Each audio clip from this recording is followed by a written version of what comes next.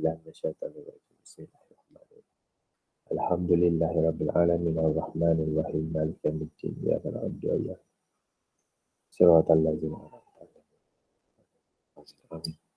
Okey, sini saya tengok ada dua orang saja lelaki ni. Dini dengan Daniel tau. Orang lain gimana ni senyap. Akan hilang gitu. Ada 17 orang. 17, 26, 9 orang kita masuk. Tak apa lah, kita start lah. So hari ni kita nak masuk tajuk baru iaitu tajuk gelombang. Masuk tajuk gelombang.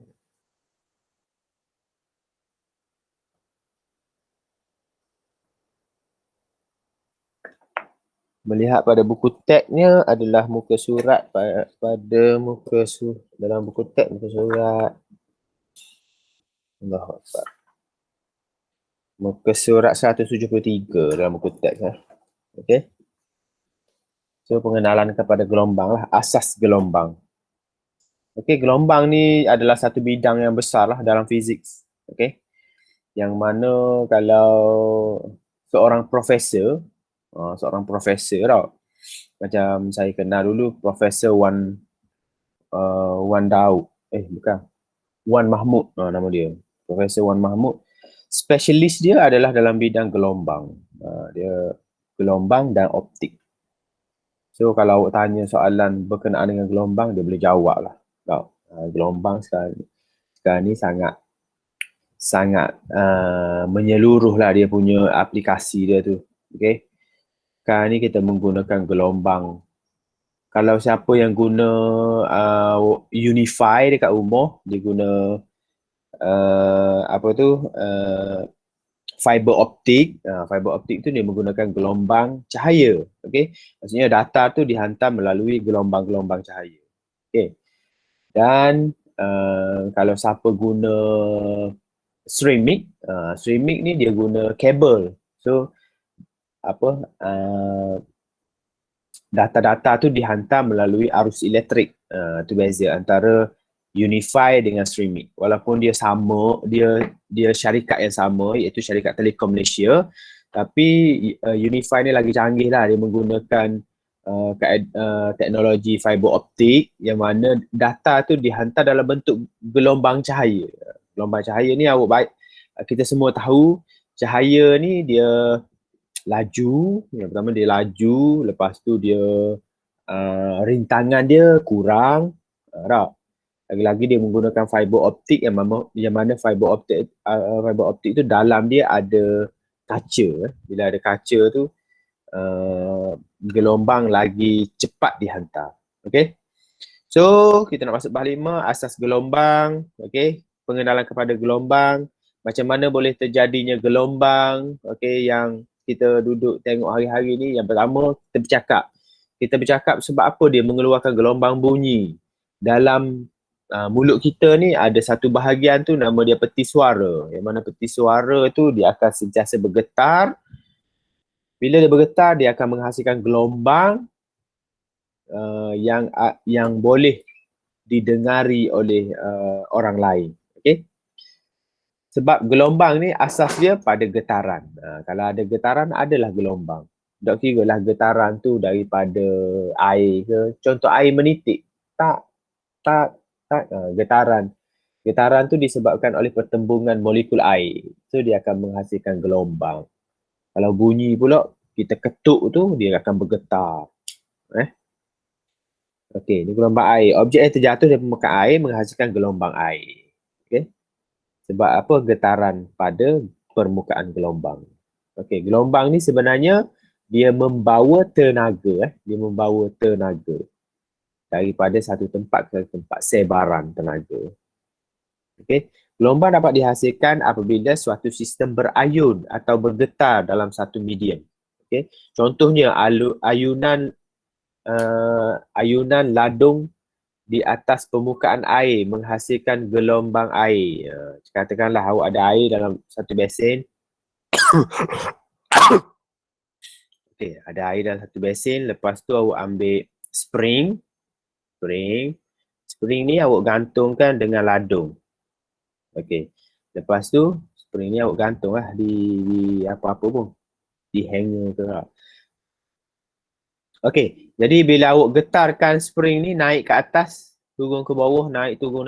Jadi setiap kali dia celup tu, celup pada permukaan air tu, dia akan menghasilkan gelombang. Sebab apa? Getaran yang terhasil. Okey, getaran dan ayunan ialah gerakan ulang alik pada kedudukan keseimbangan mengikut satu lintasan yang tertutup. Ni kalau dalam makmal nama dia tala bunyi. Kalau ketuk sikit lah dia akan bergetar. Bunyi.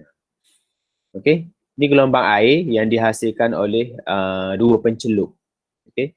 Dia kalau awak tengok ni kalau ada dua pencelup maksudnya dia menghasilkan dua gelombang. Bila dua gelombang tu bertembung, dia ada fenomena lain pula. Fenomena tu kita akan belajar pada next subtopik. Okey, gelombang yang dihasilkan apabila suatu medium digetarkan di satu tempat yang tertentu. Perambatan gelombang memindahkan tenaga dari satu tempat ke tempat yang lain. Dia memindahkan tenaga. Macam getaran pada tengah laut. Gum. Ada tanah runtuh ke tengah laut tu.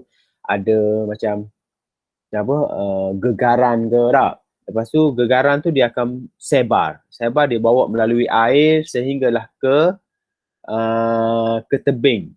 Okay, masa tu boleh berlakunya tsunami apa semua tu tak. Sebenarnya tsunami tu dia memindahkan tenaga yang bergegar di tengah laut dibawa ke darat. Bila sampai ke darat tu amplitude yang tinggi boleh menyebabkan kemusnahan pada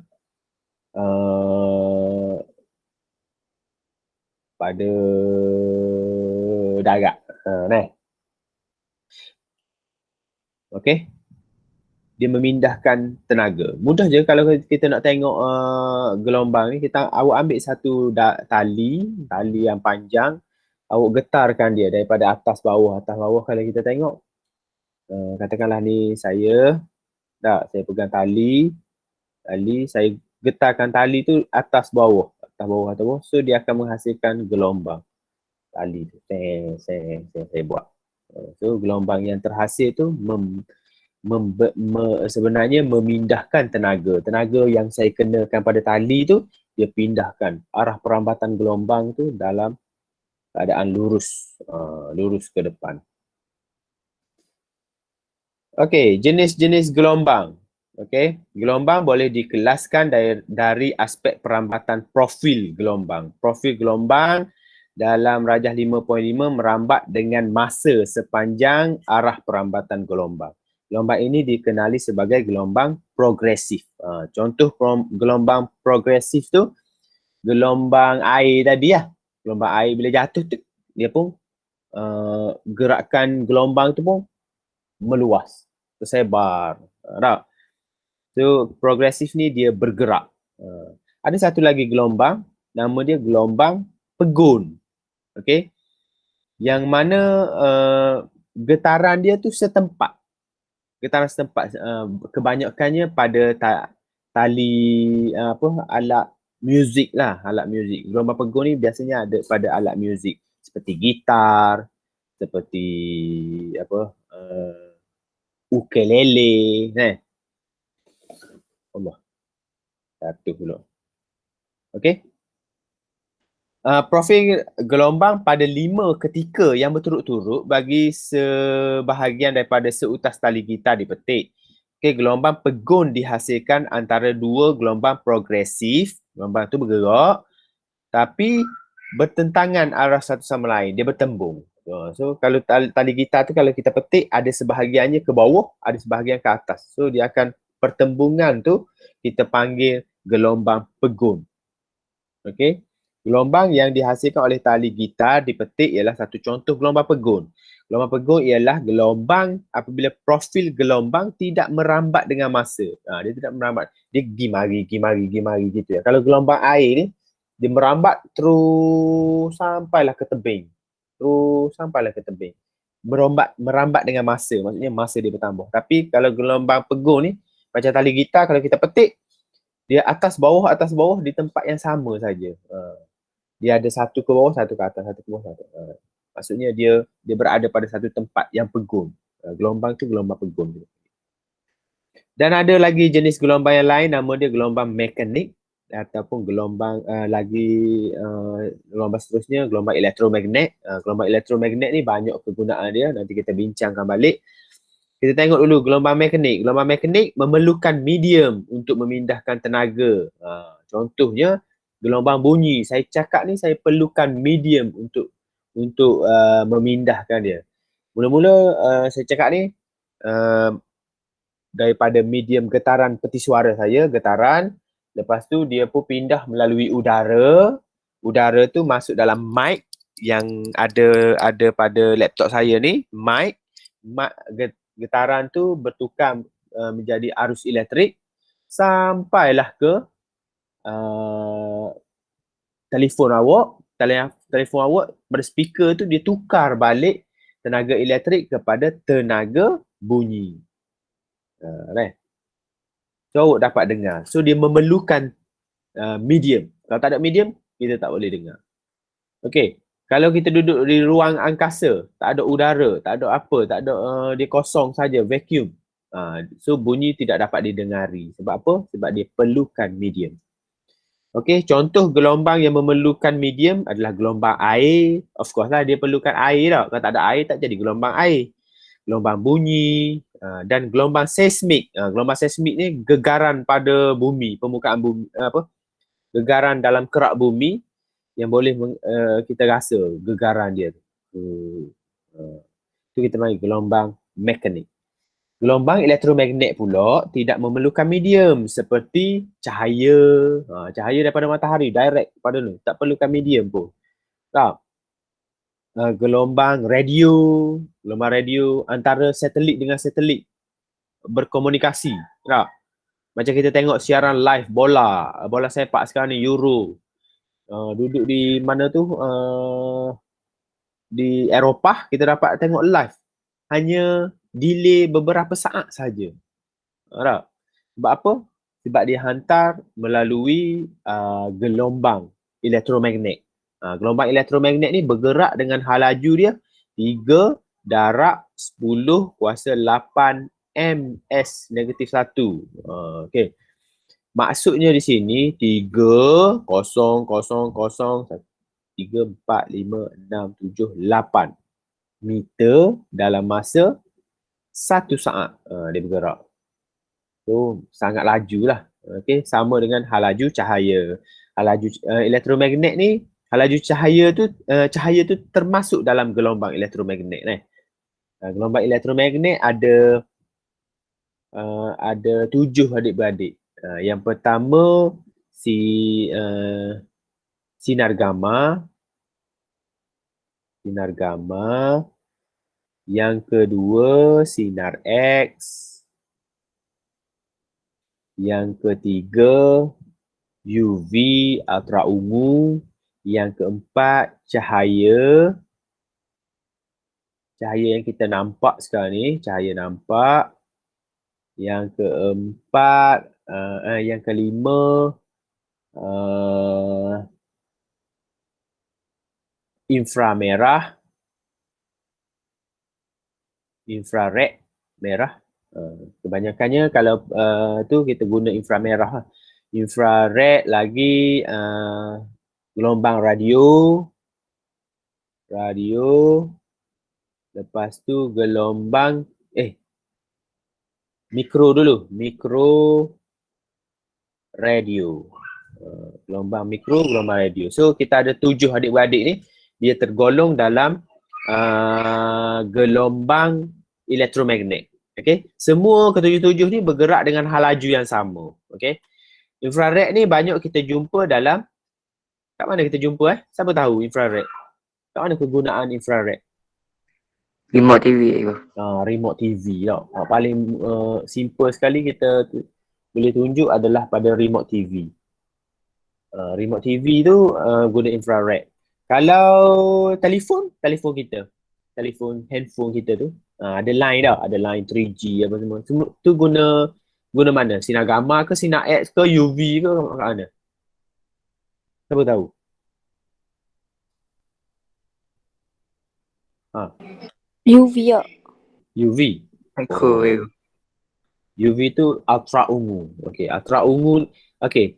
Saya lupa saya nak khabar. Yang cahaya nampak ni kita duduk sekarang ni. Yang kita duduk. Cahaya nampak ni kita boleh tengok kita boleh melihat dunia tak kegunaan dia. Tapi ke sebelah kiri ni adalah cahaya gelombang yang memberi kesan sampingan. Kesan sampingan. Contohnya UV, sinar X, gamma. Kalau terdedah pada manusia, dia boleh beri kesan sampingan. Macam UV ni dia boleh menyebabkan kulit-kulit kita jadi kanser. Kalau sinar X pun sama, dia boleh membunuh sel-sel kita. Sinar gamma lagi lah, dia boleh menembusi badan kita dan seterusnya boleh menyebabkan kematian. Yang banyak bergunanya ada sebelah kanan saya ni, iaitu infrared, micro dan radio. Telefon kita tu kita gunakan gelombang radio. Gelombang radio. Telefon. Okay. Apa lagi? Siaran TV, guna gelombang radio. Kalau micro, perhubungan antara satelit dengan satelit. Jauh. Macam ni bumi. Sini Eropah tau. Ada satu satelit. Lepas tu kita duduk Malaysia, ada satu satelit. Jadi perhubungan antara satelit dengan satelit ni adalah menggunakan micro. Daring tu dia tak ada line ke? Siang ke dia? On left siang tu. Line tak kuat kot. Wow. Okay, boleh faham tu gelombang elektromagnet, tujuh beradik. Perbandingan antara gelombang melintang dengan gelombang membujur. Ada lagi dua jenis gelombang, iaitu melintang dengan membujur. Kalau melintang tu selain daripada bunyi. Bunyi adalah gelombang membujur.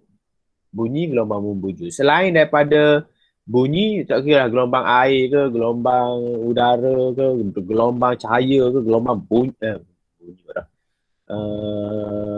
selain daripada bunyi lah, ia adalah gelombang melintang. Membujur hanya bunyi saja. Bunyi ada banyak, ada supersonik, ultrasonik, sound biasa kan. So kalau ada perkataan sonic sound tu bermaksud dia adik-beradik bunyi. So dia adalah gelombang membujur yang perlukan medium untuk merambat. Okey. Gelombang beza antara melintang dengan membujur ni. Melintang, membujur. Beza dari segi getaran dia saja. Macam melintang, kalau tali saya getarkan daripada atas ke bawah, so dia akan menghasilkan gelombang. Betul? Saya getarkan tali. Itu menghasilkan gelombang melintang. Sebab definisi bagi gelombang melintang ni adalah getaran serenjang dengan arah perambatan. Perambatan tu maksudnya arah gerakan dia. Okey, kalau membujur, saya ada speaker tau. Speaker gini. Okey, speaker tu dia depan ni dia ada permukaan yang nipis saja, dia akan bergetar. Bergetar atas, bawah, kiri kanan. So dalam masa yang sama gelombang tu akan keluar. Gelombang bunyi. So dia akan bergetar. Jadi gelombang membujur ni definisi dia getaran selari dengan arah gerakan. Gitu. Itu beza dia. Getaran melintang, getaran serenjang. Kalau membujur, getaran selari. Ataupun sama arah dengan arah perambatan dia. Arah gerakan ataupun perambatan. Kalau gelombang kita panggil perambatan. Gerakan lah maksudnya. Arah gerakan, arah perambatan tu sama. Tapi dia guna perambatan untuk gelombang. Untuk gelombang dia guna perambatan. Okey, baik. Ni gelombang membujur saya sebut tadi. Okey. Kalau gempa bumi ni dia menghasilkan dua gelombang. Gelombang membujur dengan gelombang melintang. Gelombang melintang tu gegaran kalau kita rasa sehinggalah bangunan boleh terbalik apa semua tak. Dalam masa yang sama dia mengeluarkan bunyi.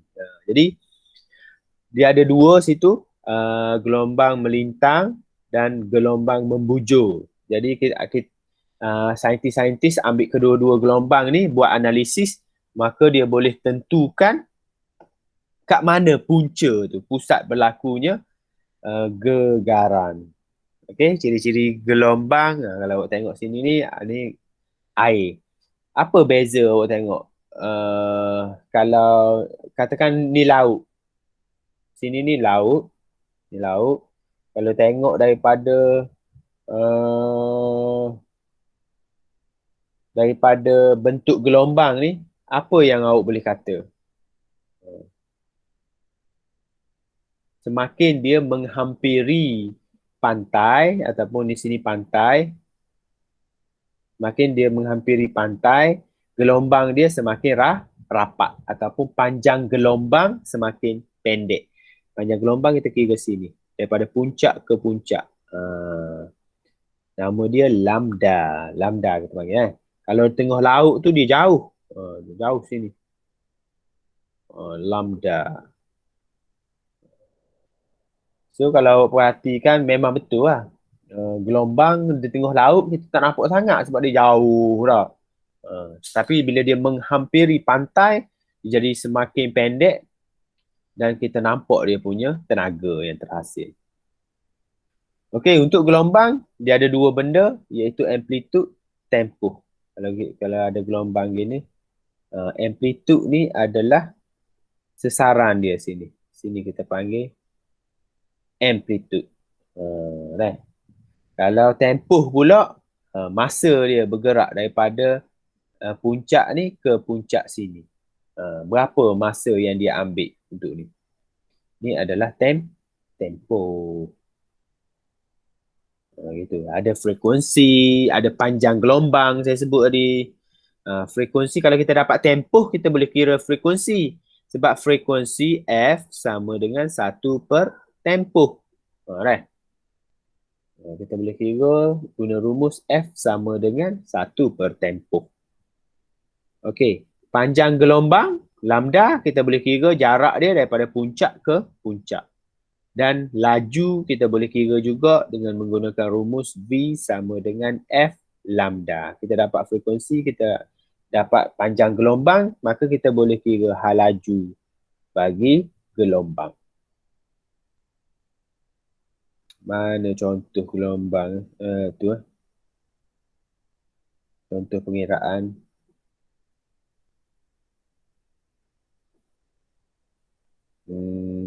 Tak ada. Sekejap.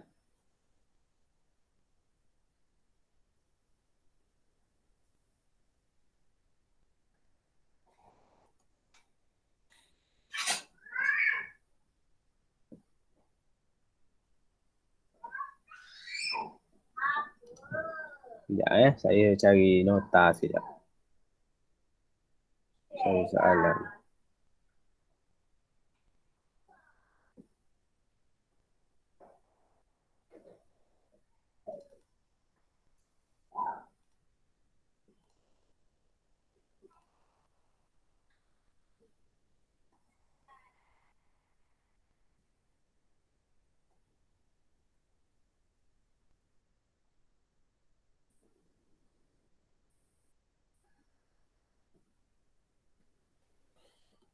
Okey, boleh faham Boleh faham tak? Sikit-sikit tak bagi ni?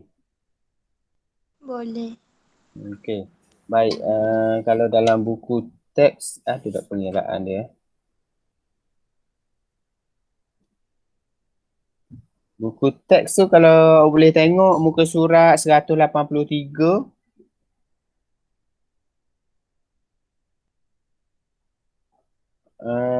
praktis formatif 1. Okey.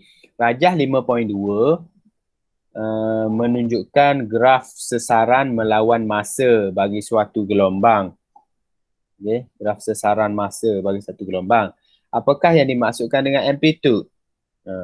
Amplitude tu adalah sesaran maksimum dari permulaan. Okey, dari permulaan. Sesaran maksimum dia. Perkataan yang penting dia adalah sesaran maksimum. Tentukan tempoh ayunan. Okey, kalau awak tengok tu tempoh dia daripada puncak ke puncak. Kalau awak tengok kira daripada puncak ke puncak, berapa masa dia? Siapa boleh jawab?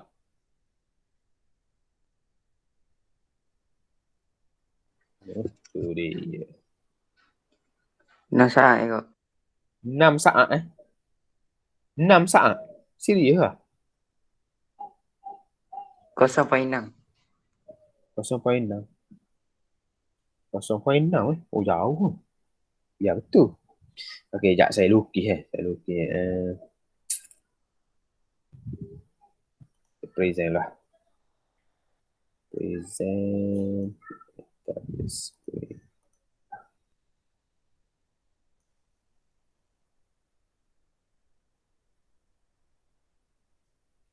Okey, graf dia macam ni.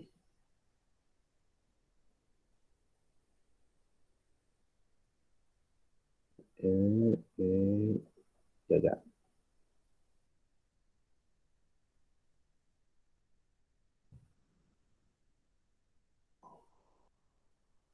Baik.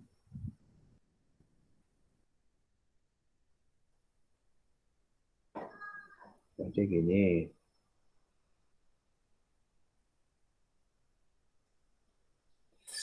Okey, sini 3.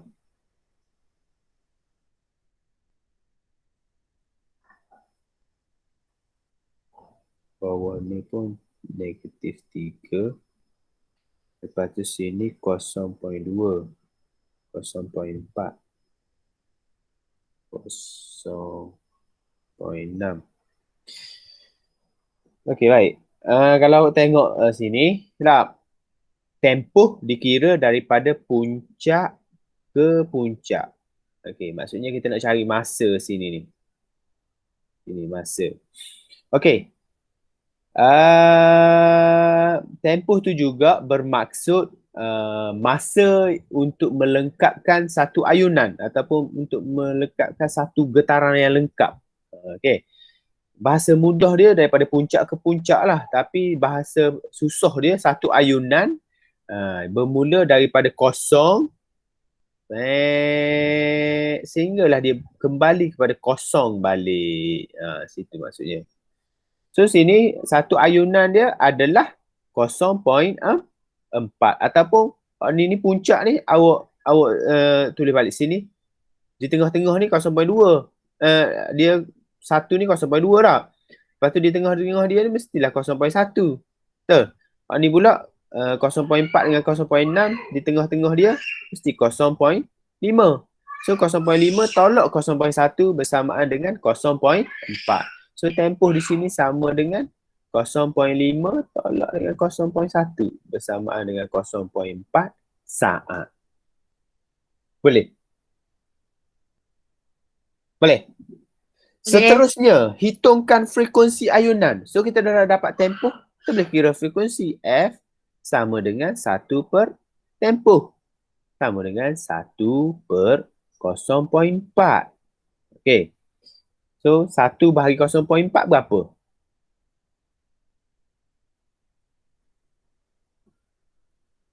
Sebab 10 bahagi 4. 2.5. Okey, so jawapan dia adalah 2.5 Hz. Frekuensi adalah dalam unit Hz. Tempoh dalam unit masa, unit saat sebab dia adalah masa. Okey. Sekejap, saya cari soalan sekejap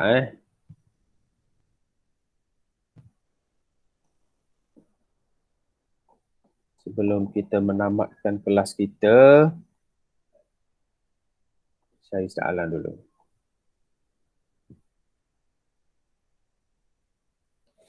Okey, Raja menunjukkan graf sesaran masa bagi suatu sistem getaran. Nampak tak soalan saya ni? Nampak. Okey. Soalan dia, berdasarkan graf di atas, tentukan yang pertama amplitude. Seberapa amplitude? Siapa boleh jawab? 10. Amplitude dia 10. Daripada kosong sehinggalah sesaran dia ni. Sini. Jangan ambil daripada atas sehingga ke bawah sini. Itu bukan amplitude. Itu 2 kali amplitude. Sini adalah A. So nilai dia amplitude sama dengan 10 meter. Amplitude ni dalam meter. Amplitude juga dia menggambarkan tenaga. Kalau amplitude tu tinggi, tenaga tinggi lah. Right? Kalau amplitude rendah, tenaga rendah. Macam ombak, kalau ombak yang tinggi, mesti dia bawa tenaga yang tinggi. Nah, kalau ombak tu rendah, tenaga dia pun rendah juga lah. Okey, tempoh pula. So, berapa tempoh? Siapa boleh jawab? Berapa tempoh? 0.4. So, tempoh macam tadi, 0.4. So, frekuensi sama dengan 1 per tempoh, sama dengan 1 per 0.4, sama dengan 2.5 Hz tadi. Okay, boleh mudah je. Okay. Satu lagi soalan. Seutas tali panjangnya diletakkan di atas lantai. Okay. Satu hujung tali kemudian digoncang. Rajah menunjukkan tali pada ketika tertentu. Tali itu bergetar pada frekuensi 6.5 Hz. Dia beri dah ni 6.5 Hz. Okay dah. Frekuensi. So ada frekuensi kita boleh kira tempoh. Okey Yang pertama dia tanya amplitude. So amplitude kita tengoklah sesaran maksimum dia adalah 0.5 meter. Mudah tak? Panjang gelombang. Panjang gelombang daripada puncak ke puncak, jarak dia daripada puncak ke puncak. Okey, berapa jarak dia ni? Okey, lepas tu kita undur stakok. Sini kita undur pergi sini, hak ni kita undur mari belakang. So maksudnya satu panjang gelombang bersamaan dengan 0.8 meter. Meter kan? Okey, seterusnya soalan dia tanya laju gelombang. Laju gelombang rumus tadi sebelum saya pergi ke soalan tu, rumus saya beri adalah V sama dengan F lambda. Rumus bagi gelombang Awak kena ingat ni rumus ni. Rumus yang simple lah. V sama dengan F lambda. F dia beri dah 6.5. Lambda kita baru kira tadi 0.8. Ni simbol lambda Gini, lambda. Ataupun nama panjang dia, nama dia lambda tapi dia adalah simbol bagi panjang gelombang. Panjang gelombang. Alright. So guna kalkulator je lah. 6.5 darab 0.8. 6.5 darab 0.8. Awak akan dapat 5.2 meter per saat. Itu adalah panjang laju dia. Boleh? Boleh tak kata hari ni? Boleh. Boleh. Okey, bagus. Mudah dan bagus. Okey, baik. Macam biasa, sebelum menamatkan kelas, saya nak beri satu tugasan iaitu pada muka surat. Awak boleh penuhkan modul ni. Kalau tak pasti boleh tanya saya, nak jawapan pun saya boleh beri. Modul tu walaupun saya tak suruh lah. Hak saya suruh tu kena buat. Hak saya tak suruh tu sunat lah kalau awak nak buat. Tak ada masalah. Okey, saya nak awak buat muka surat 143. 143 tugasan 1. Seminggu free kan. Minggu depan pula baru kita jumpa. Jadi awak ada masa beberapa hari. Hujung minggu ni tolong hantar kepada saya. Kalau siap hari ni pun boleh hantar hari ni kepada saya. Boleh. Soalan dia macam ni lah soalan. Cari amplitude, cari panjang gelombang. Boleh dengar tak ni? Dengar. Boleh, Tengok boleh. ego. Alhamdulillah. Okey, stop sharing kejap. Soalan dia mudah-mudah saja. Cuma saya nak tengok komitmen awak. Tapi sebelum-sebelum ni pun ramai je hak hantar pada saya tugasan. Tapi ada juga sesetengah tu yang tidak hantar. Hak tu saya nak tu. Sebab ada yang diam-diam terus senyap je. Mesej pun berbalas apa semua.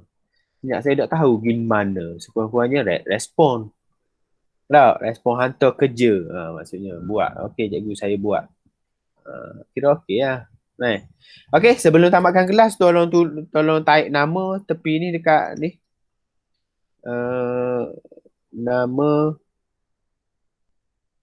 sila taik nama untuk rekod kehadiran. Okey, kalau tak ada apa-apa, saya stop kelas ini dulu. Kita tangguh dengan tasbih kafarah dan surah Al-As. Subhanakallah wa bihamdika la ilaha illa anta wa astaghfiruka wa atubu ilaik wa la asri inna insana lafi. Ada sebarang soalan boleh tanya saya. Sekian, terima kasih. Assalamualaikum warahmatullahi wabarakatuh. Baik, cikgu. Bahasa ego. Cikgu. Cikgu. Sama-sama. Jangan lupa tarik nama kat rating guys.